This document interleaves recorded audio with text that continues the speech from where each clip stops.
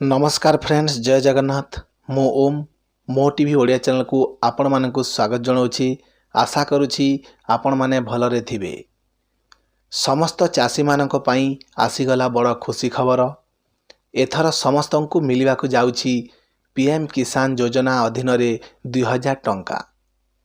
एही किसान योजना वार्षिक 6000 टंका समस्त को मिली थाए। केंद्र सरकार जारी कला नुआ अपडेट। भिडियोटी को शेष पर्यंत देखंतु।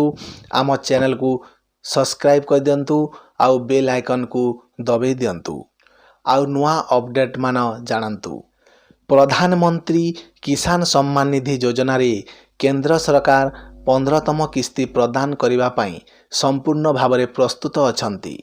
जदि आपण एही योजना रे जणे लाभार्थी अटंती 15तम किस्ती डीबीटी माध्यम रे आपणक बैंक खाता को आसीजिब।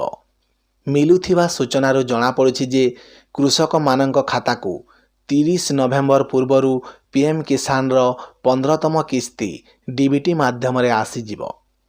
आम केंद्र सरकार 14तम किस्ती 27 जुलाई 2023 रे जारी करथिले एवं प्रत्येक 4 मासरे थरे 2000 टंका मिली थाए। आउ नवेम्बर मास 4 मास हो जाउछि आपण को 15तम किस्ती मिलीजिब 2000 टंका। आपण को आ गोटे कथा कही रखुची, आपण जदि एपर्यंत आवेदन करिनाहांती केंद्र सरकार पोर्टाल को 24 घंटा खोला रखिचंती। आपण निजे आवेदन करि पारिबे एवं पीएम किसान रो लाभार्थी होई पारिबे।